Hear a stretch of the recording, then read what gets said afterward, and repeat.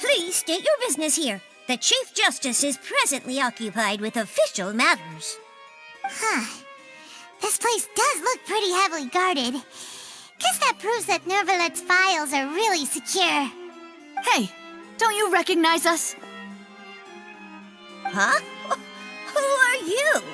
Just to be clear, I don't care who you are or who you might be related to.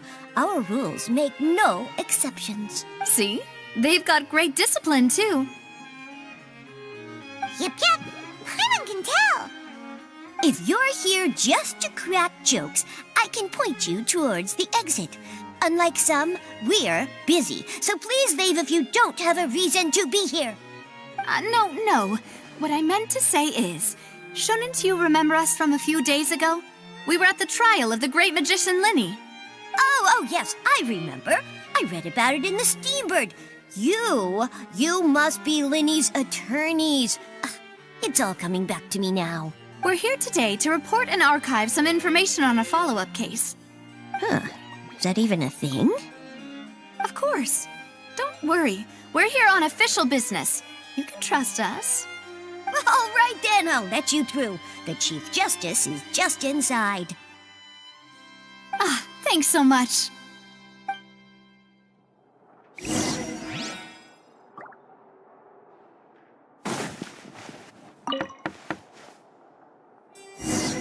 Please come in.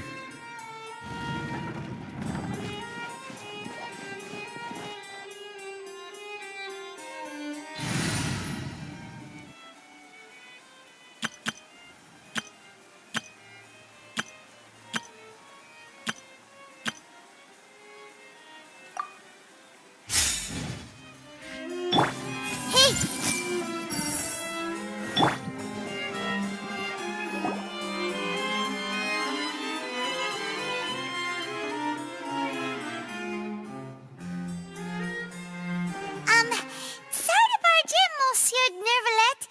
We only lied to get in because we didn't know any other way. It's all right.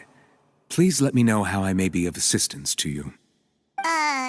So you're not mad at us? We're looking for a man called Vacher. He may have been an eyewitness in the serial disappearances case.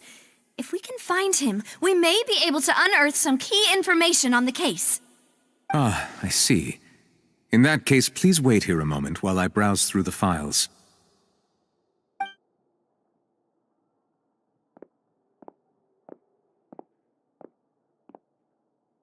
Who knew that Neuvillette would be so easy to talk to?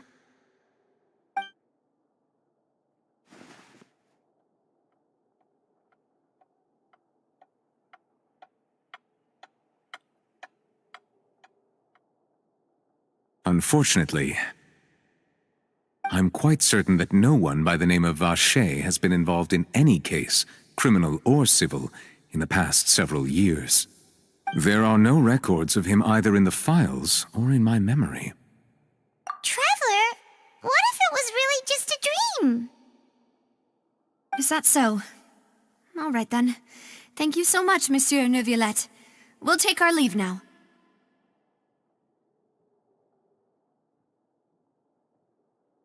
Ahem.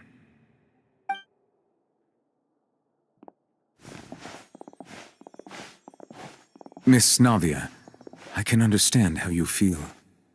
Your father, Callus, was a truly exceptional man. We deeply regret his passing.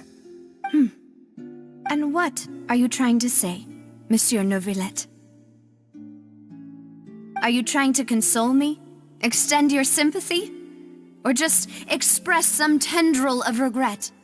No. You are not trying to do any of that. I can hear it in your voice. There's no emotion behind your words. You only said those things because you felt like you should.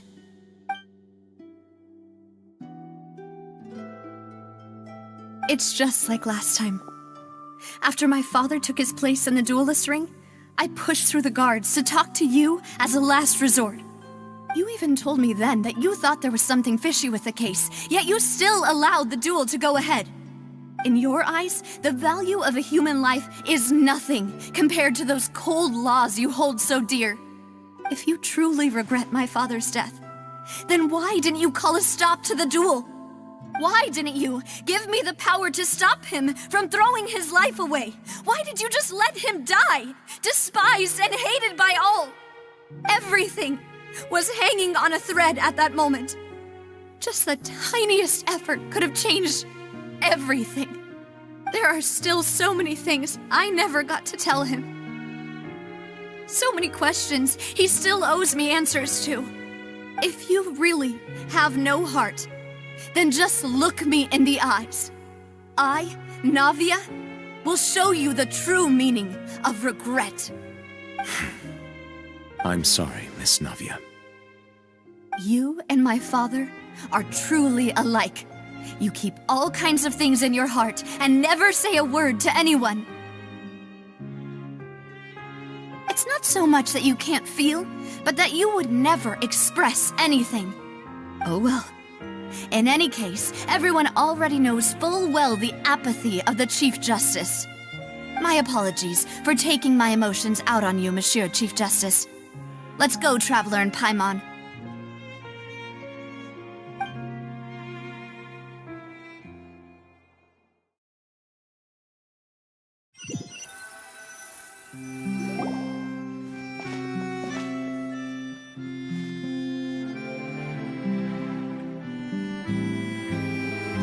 Navia, are you okay? I'm fine. Rain. It's raining. You're right. Wasn't it still sunny when we went into the building? And there shouldn't be any active trials today. How strange. Now that I think of it, on the day my father was convicted of murder, it was also raining. What is it? Did you think of something? Yeah, he was outside. It was uncovered and the rain could fall there. Why? Do you think the rain could have affected the crime scene? That thought has occurred to us before. We've even expanded the search area to try to account for that, but didn't find anything of value. Oh? Wait. You don't mean... So you're saying that the true murderer could have been turned into water and then got washed away with the rain? Yeah, and if that's what had happened, then no one would have believed your dad, even if he explained what he saw to the authorities. I really think I found a true genius for a partner. You're completely right. How did I not connect the dots earlier? All right, let's go to Poisson. With this new lead in mind, we'll get to the bottom of my father's case for sure. Yeah, we're gonna make progress for sure this time. Do you want to go with me now? Or do you want to head over by yourself later?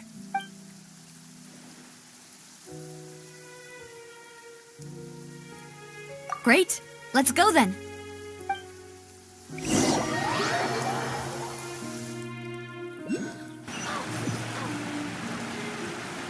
The skies have cleared? What a pity.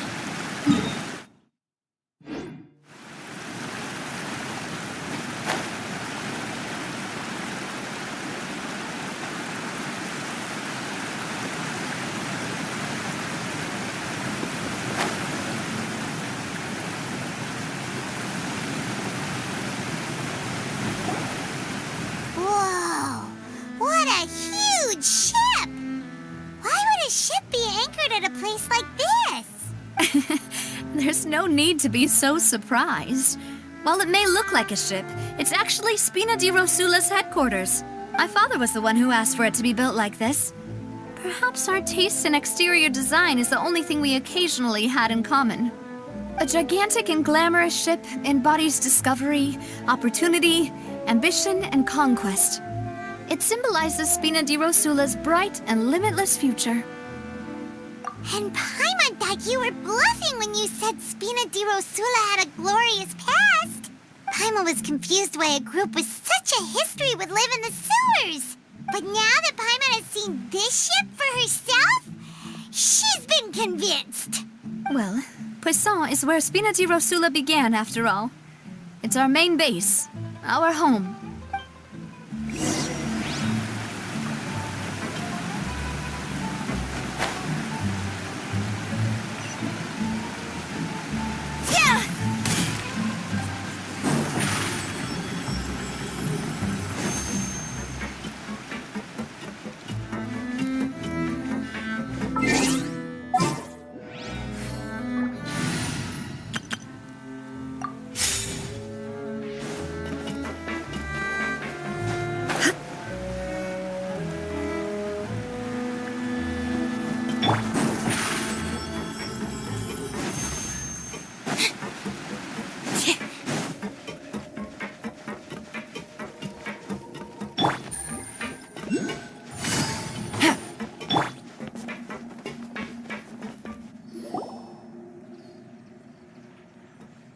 Melus, we're back!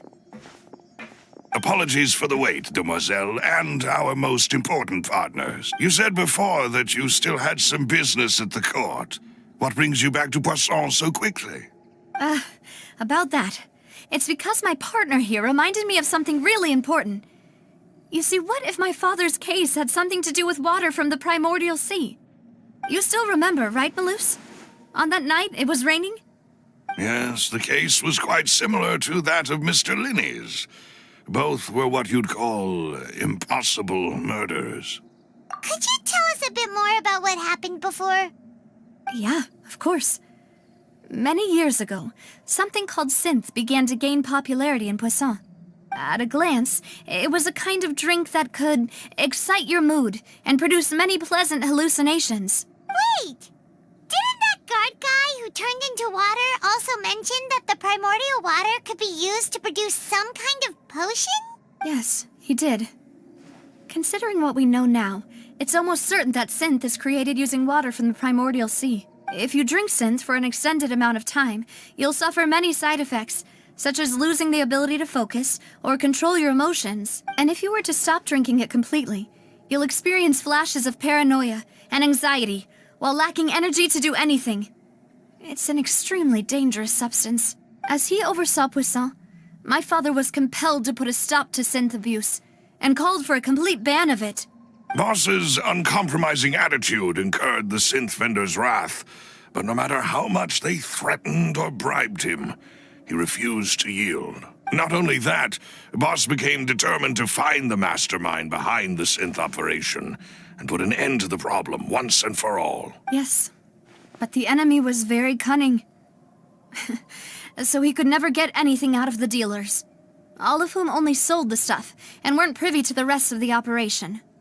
Recognizing that, my father decided to contact the dealers in secret and cultivate personal relationships with them. Finally, he was able to convince someone to become his informant. The man's name was Jacques.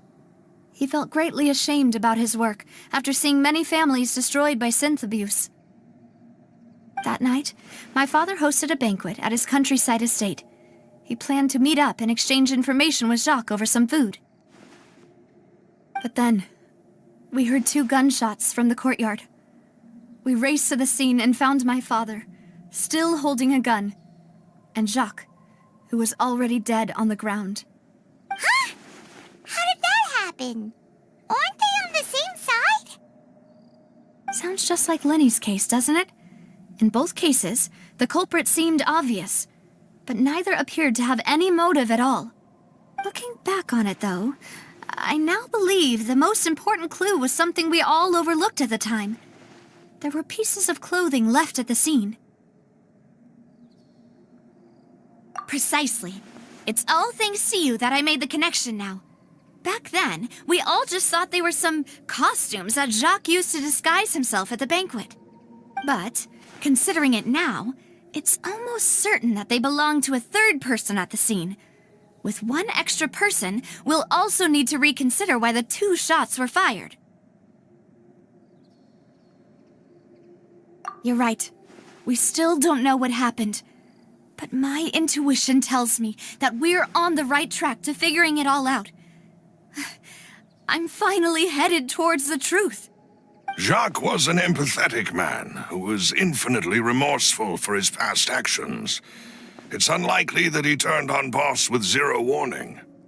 I think this third person is probably the key to the full truth.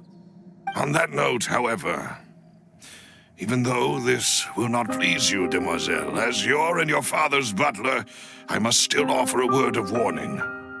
Our opponent is insidious and cruel. They are extremely difficult to deal with, and Boss has already lost his life trying to bring them to justice.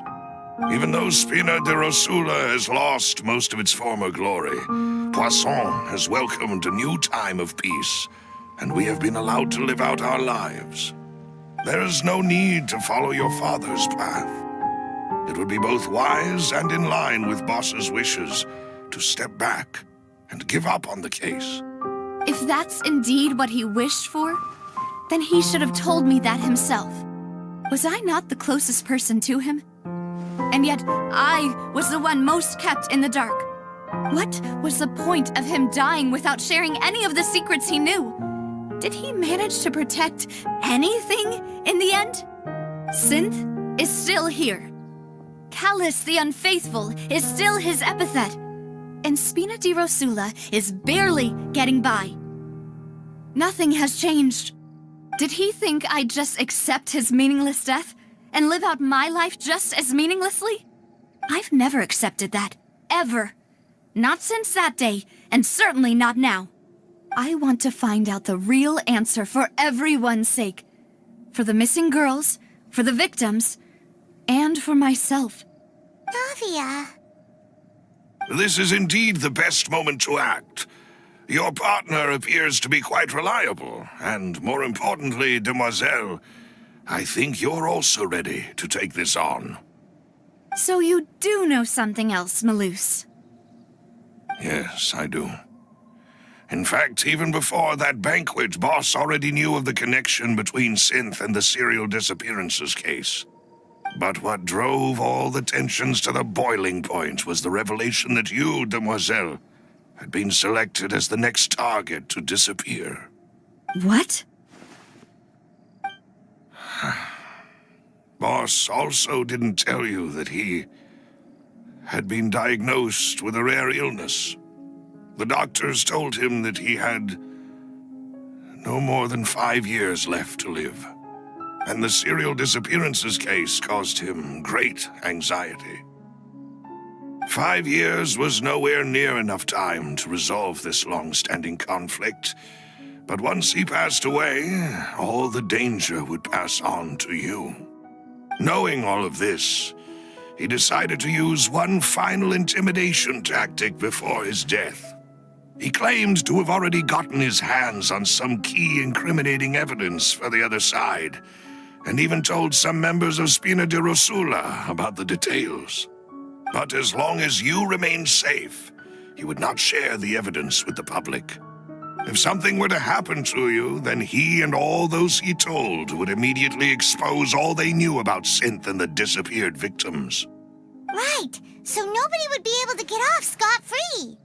As we've seen, Boss's tactic has worked. Even though Boss has been gone for a long time, the other side has not tried to take Demoiselle's life. No, I don't believe it. He never appeared to look sick to me. No father wants their daughter to see them weak and haggard, especially someone as proud as Boss. To him, dying in a duel and suffering lasting dishonor as the Unfaithful was still far preferable than losing face in front of his daughter.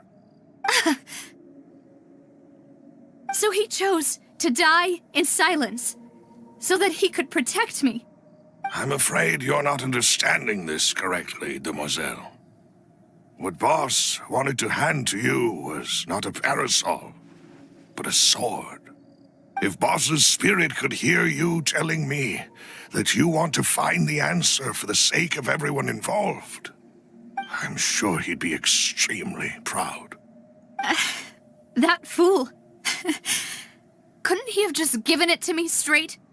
No. He might have set up everything precisely because he never thought I'd be able to understand him. Is that the amount of confidence he had in me? And what if I was never able to make it to where I am now? Yeah. I suppose that's true. With the way he'd set things up, if I had wanted, I could have just lived out my life without a care in the world. But thankfully, he rarely talked to me about complex matters, and thus understood little of me as a person. In this case, he really didn't need to give me an easy way out. Malus, what was the key evidence that he shared with you? It's the location where synth is produced. Essentially, it's the enemy's headquarters. When he was threatening the enemy, Boss didn't share the specifics of the incriminating evidence he found. But if you want to use it against the enemy, you'll still have to take several things into consideration. Why? If we know where the place is, can't we just go storming in? You mustn't forget that we're fighting against a mysterious and dangerous organization that's been in operation for decades. There's no telling what might be lying in wait at their headquarters. We also have no idea what kind of evidence we may be able to find inside, nor what people we may be able to capture. But a single visit to their headquarters would be tantamount to a formal declaration of war. The worst case would be that we leave empty-handed, but also open ourselves up to full retaliation. Then, in that case, why not work with the Fontaine authorities? Well, you saw one of them dissolve during Mr. Linney's case. We have no idea just how thoroughly they may have been infiltrated. That's true. Seems my father really had no choice. But things are different now. It should be a lot easier to prove the other side's guilt, now that we've connected Synth with the disappearances case. You sound like you've put a lot of thought into this, Malus. I am the butler, after all. I live but to serve the boss and Demoiselle's will. I've always been willing to take on any kind of risk for your sake. But considering my relative lack of ability, I've spent my time keeping secrets, performing basic investigations, and waiting for the right time to come. Thank you for all of that, Malus. Have you discovered anything new in the past few years? Let me think. One conclusion I came to was that the enemy must be quite familiar with Spina di Rosula, or at least have an informant planted here. When I announced orders to the organization's members on Demoiselle's behalf, I used to deliberately keep a few people in the dark and observe the reactions of the synth vendors. If the vendors didn't change their plans, then the individuals informed of our orders must be innocent. If the vendors packed up and fled, however, then someone must have given them the news. After several rounds of testing and investigative tracing, I've narrowed the suspect list down to 3 people. The first is Florent, Spina di Rosula's senior advisor. Florent? Yes, surprising, isn't it? He was one of the people Boss trusted the most, which also means that he was someone who understood Boss really well. Thanks to his position within Boss's innermost circle, he always knew our upcoming plans and could thus avoid capture this whole time. There's someone else like him too. Marcel, the head of Confrérie of Cabrières. Uncle Marcel. It's a guild in Poisson. Boss helped it to grow to its current size and prominence. In the beginning, they were only reselling some daily goods, but now they're one of the richest guilds around with a lot of business connections in the city. So, they're like a sister organization of Spina di Rosula? Yes, you can say that. When we were fighting against the synth dealers, they provided us with plenty of support. It's a bit difficult to imagine someone using their own money to hunt down themselves. The final suspect is Tiri, the man responsible for coordinating information between Spina di Rosula and the guards. Although the guards mostly leave us to our own devices, there are still many activities we have to report to the local authorities. Since Tiri is always in the know about our current activities, he could theoretically always plan one step ahead. I see. These are all people who I communicate with quite regularly. To think that the enemy we've been fighting against has been right next to me all along, among those I trust the most. It's almost too hard to believe. If you want to investigate them, please take every precaution to not alert the quarry. Judging from our experience, the enemy is extremely cautious. Of course. And thank you, Malus. You've provided us with a lot of great information. You're too kind, my lady. I'm just doing my duty. And before I forget, proving Boss's innocence would also mean clearing him of blame in Jacques' death. After that incident, Jacques' wife and daughter were taken into the Spina's care. They still live in Poisson today. If it might help, you could also pay them a visit. I can make the necessary arrangements. Oh, thank you so much, Malus. You really are the best. A new case awaits, my dear partner. I hope we can work together to uncover the truth and end this case once and for all.